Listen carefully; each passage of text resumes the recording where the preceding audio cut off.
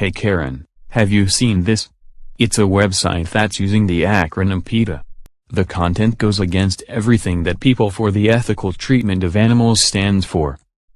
No, I had not seen that. People eating tasty animals. That's horrible. They were using our trademark to fool people into going to that awful website. This can't be legal. So we have found that another organization is tricking the public into visiting their unsavory website using the acronym PETA.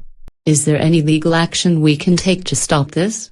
Yes, since PETA is trademarked and they're using the mark without permission, you may bring a trademark infringement suit against them.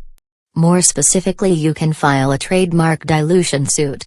Since their use of this mark confuses the public as to which site is legitimate, it is likely to tarnish PETA's reputation. Okay, so is there any specific evidence that we will need in order to prove that this other organization has infringed upon and diluted our service mark? Yes. For the trademark infringement lawsuit, you will need to prove that this organization owns a mark, and that this other person has used your registered trademark. And to prove trademark dilution, you will need to provide evidence that the unauthorized use of your mark lessened the quality of the mark, and that they have done so by using the mark in a manner that is confusing to the public. Now let's take a look at PETA.org to see if we will have enough evidence for a lawsuit.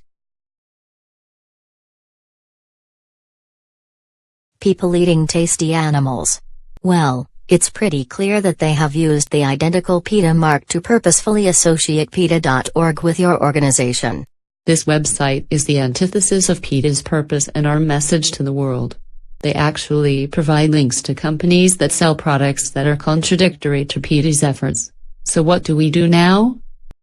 Since we now have sufficient evidence of trademark infringement and dilution, I will contact this other organization and see if we can come to an agreement instead of filing suit. Great, then I expect to hear from you soon.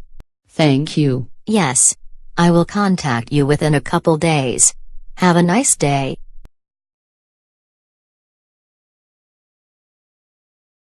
Hello, is this Mr. Michael Doney? Yes, who's asking?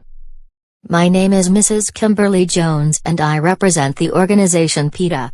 Is it correct that you retain ownership and control over the website PETA.org? Yes, and I ain't handing over my domain name, so don't even ask. I will not ask, but I will notify you that if you don't relinquish the domain name to PETA, then we will have to bring a lawsuit against you. Well, if you want the domain name, then maybe you should make me an offer.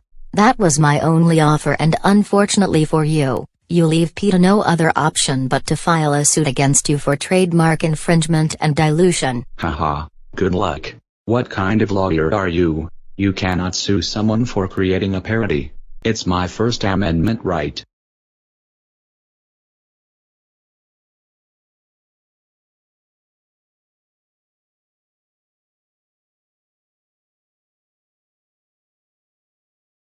Hello. So, I have spoken to the head of this so-called organization, a Mr. Michael Doney. He made it perfectly clear that he will not relinquish the domain name. So get ready to go to court. There's no way we will lose.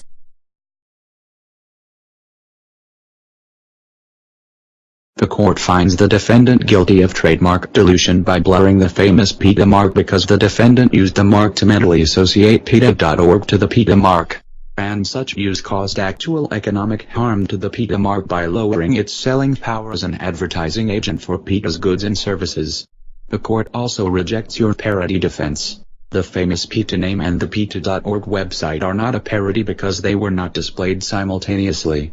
Only after the user arrived at the PETA.org website could they determine that this site is not owned, controlled, or sponsored by PETA. Mr. Michael Doney, the court orders you to relinquish the domain name PETA.org, and transfer the domain name registration to PETA.